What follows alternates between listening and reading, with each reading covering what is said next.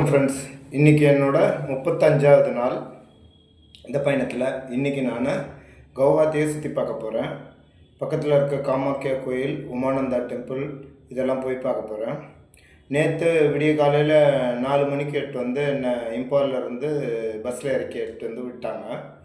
சைக்கிளில் இறக்கிட்டு நான் கவுஹாத்தியில் சில வேலைகள் எல்லாம் பண்ணிவிட்டு லோக்கல் அப்படி சுற்றி பார்த்து ட்ரெயின் புக்கிங்கு, ஹோட்டல்ஸ் இதெல்லாம் பார்த்துட்டு கேஷ் மாற்றுறது இந்த வேலைலாம் பண்ணிவிட்டு கிட்டத்தட்ட சுற்றி பார்த்தா 86 கிலோமீட்டர் கிட்ட நான் ஓட்டிகிட்ருக்கேன்.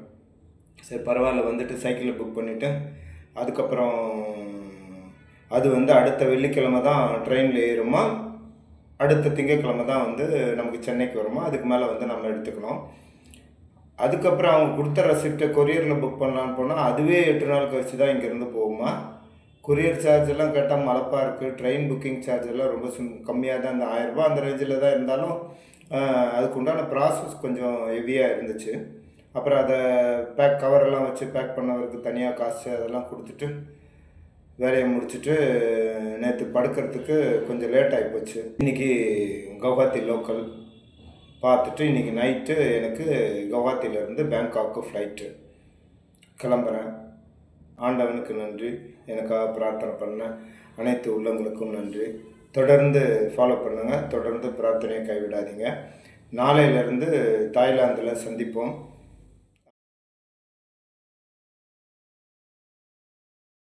காமாக்கியா மந்திரோட கோபுரம் இது சக்தி பீடத்தில் ஒன்று. சிவபெருமான் ஆடிய ஆட்டத்தினப்போ அவங்க உடல் பாகங்கள் இந்தியா முழுவதும் உள்ள இடத்துல சிதறி விழுந்தது. அதில் இங்கே யோனி விழுந்ததா சொல்கிறாங்க. ரொம்ப விசேஷமான இடம்.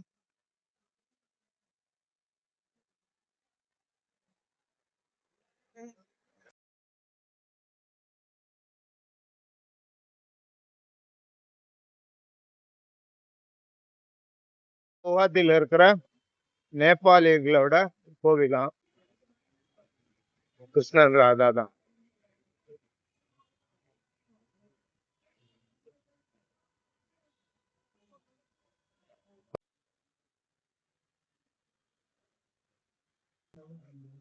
அனுமர் சிலை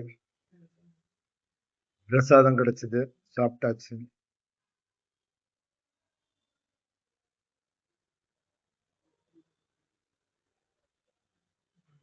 வேலை நடந்துட்டு இருக்கு போல இருந்து, அப்கிரேட் பண்றாங்க போல இருக்கு.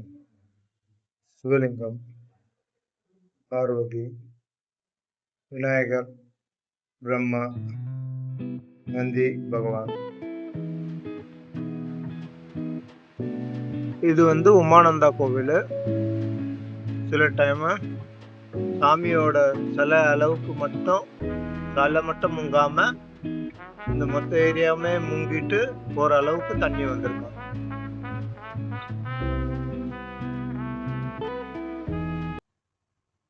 பாருங்க, போட்டு ஃபுல்லா போகுது. நானும் போயிட்டு இருக்கேன்.